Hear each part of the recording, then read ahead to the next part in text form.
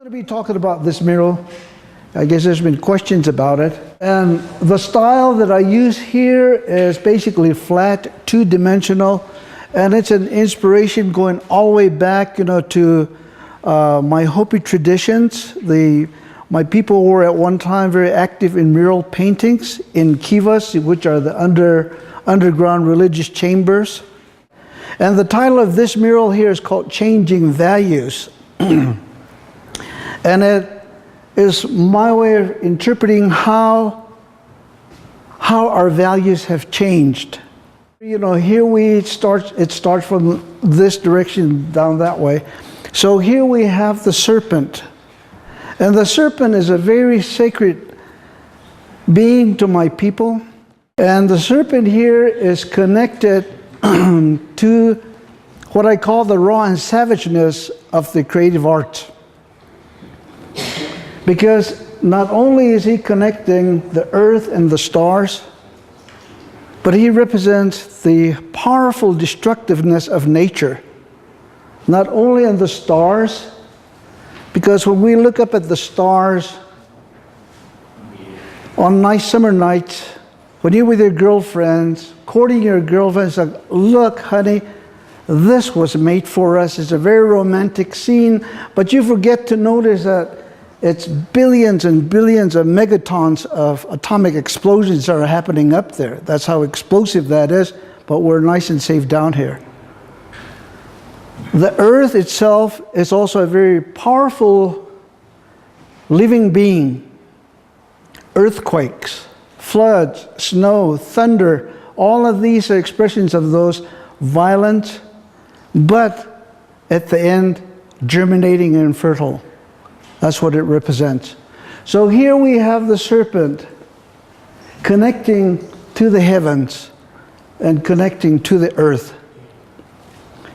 And our values as Hopis and as people at one time appreciating the destructiveness of the fertility of the serpents, the powers of nature, with flowers, with water. And water is a very important element.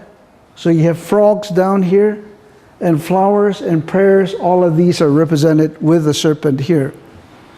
And so at one time, the ancestors used to value the greenness of nature. When it's green and flowers are blossoming, white snow, all of these were values that would add on to a continuing of life. And drought is another thing. Drought is one of the things that is a big fear factor among agricultural societies. And so what the agricultural societies in our culture have responded to that fear of drought and responded to it by creating a culture rich in graphics in courting the rains. So therefore, when you look at and see the crafts and the arts of the Southwest, it's all based around rain concepts. And like, for example, here, these is like visual prayers, but it's in response to courting the rains. And that's basically what this is all about. And pacifying the serpent, and the serpent helping us to bring rains. And it was at one time the concept of sharing, now beginning to turn into possessions. And so that's what this one symbolizes here. Now we have a Hopi priest here, now who's looking at a contract and not understanding what basically is confused by the concept of from sharing into possessiveness. So instead of having, like in old pictures, they would have like macaw feathers up here as headdresses, which represents beauty and clout. But now it's been replaced by a question mark and exclamation points, here. And then the other thing that also now he has a watch on, which now that time is being segmented. It's not a free-flowing thing anymore. Time is being segmented. And now off in the background, then you have the city, the metropolis, begin to come. And then this is a this is basically from an old mural that I readapted. In the old mural, this whole circle here was like a big medallion with feathers. And that was like an altarpiece. So the whole change is beginning to happen right now. And I think in all humanity, you know, somewhere along the line we identified with the animal world, with nature. Like among the Greeks, you know, you have the centaur, the half horse, the half man, or like the mermaids, the fish and the female. Well, here in the Southwest, in the murals, they had these figures here. That was the mountain lion with a human head. And this was basically on the other side the same way. I took one half of it. But then here, our identities are changing, our values are changing. Now we've sort of lost our human contact with nature, with the animal powers. And now we identify ourselves, you know, with technology. A lot of times, you know, we identify ourselves, you know, with what kind of cars we have. So therefore now the car is imposed on top of, you know, the animal human figure. And it becomes, the automobile has become like a new culture. So now instead of the medallion here, you know, with the feathers, now it's a steering wheel that has become the symbol of the new altar. And fed by the gasoline pumps, you know, I mean, you could tell the price here, $1.50, you know. And then now that's being pumped out from the earth, pumped and then pumped into our hunger, our high-tech hunger to drive. And then now it's also being abused. So part of it is polluting the traditions. And so our whole value has changed, you know, from appreciating nature by flowers, the greenness, by the rains. Now the whole concept of measuring success or whatever it is through the loss and profit sheets that, you know, that people have, or by statistics. So that's the change of value that's happening. It's made a big change. So that's what this painting is about. It's a critique on basically on our changes.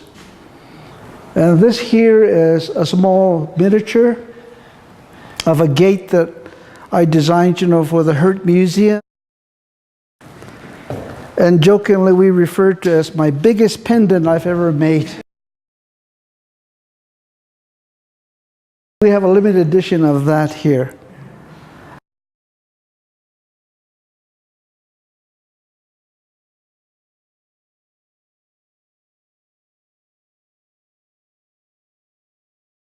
Mural activities here in the Southwest were put to a halt once when the Church of the Conquistadors came. And because a lot of the mural activity was in kivas and were religious paintings. And back in Hopi, in my community, there's a destroyed site called Awatuve, where there's, you know, it's on a Hopi reservation, and it's one of the sites, you know, that was destroyed by the Hopi themselves back in the 1700s. Because before that, you know, the conquistadors came into the Southwest, and for example, you could see still here a lot of the Rio Grande pueblos having saint names like Santa Clara, Saint Juan, Santo Domingo. Well, if the Hopi had reverted back to Christianity, the town of Awatu, which I'm talking about, would have been called Saint Bernardo. But then the 1680 Pueblo Rebellion against the Spanish, I think, was most successful out in Hopi because the church never reestablished back out there, except in this site called Awatuve. And so they started Saint Bernardo again, but then that's when the other Hopi communities went up to Awatuve and destroyed the church and the community. With the help of a lot of the immigrants from this area who had fled, de Vargas when he was making what they call the Reconquest.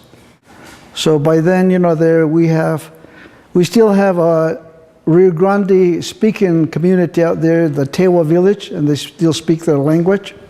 And if you're acquainted with Hopi, right behind the Hopi Cultural Center, there's a ruin called Payupke, Place of the Waters, and that's the ruin of Sandia Pueblo, who returned back, into this area. So here in the Rio Grande Pueblos, you also hear the names Moquino. And Moquino, back in them days, the Spanish called the Hopis Moque. But since then we've changed that, because it's not a very kind word, it means to die. But then so we become the Hopi, but most of those who had been out to Hopi after the 1680 rebellion came back, and they're now called the Moquinos out here, little Hopis. That's basically sort of the brief about the history. And the style that I'm using was an inspiration from Awat-Ove.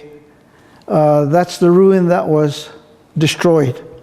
In 1937, Peabody Museum out from Harvard came out to the site of Awat-Ove to excavate the mission of St. Bernardo. And when they excavated the mission, archaeologists knew that what the church usually does is they usually place their churches and shrines over the most sacred areas.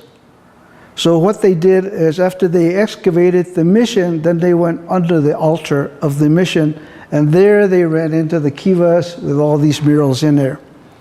So in some ways that was also a contradiction, simply because in order to oppress the artistic religious painting of the Hopis, they preserved it for us.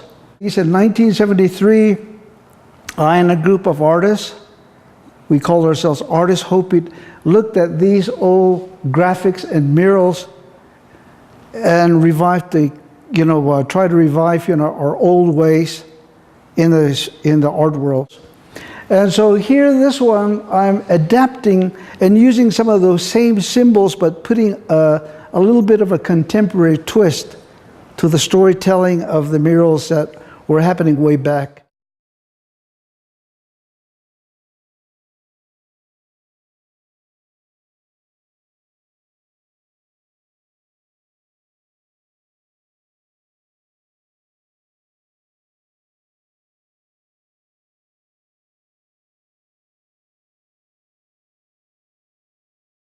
And again, I want to thank, Glenn Green, because Glenn was one of the first galleries that sponsored Artists Hopi in Phoenix. And that was way back in 1973. And yesterday we had a lot of fun because there were some unexpected photos from that reception that showed up. And I was totally embarrassed. I usually don't get embarrassed, but yesterday I was embarrassed because it was so fun.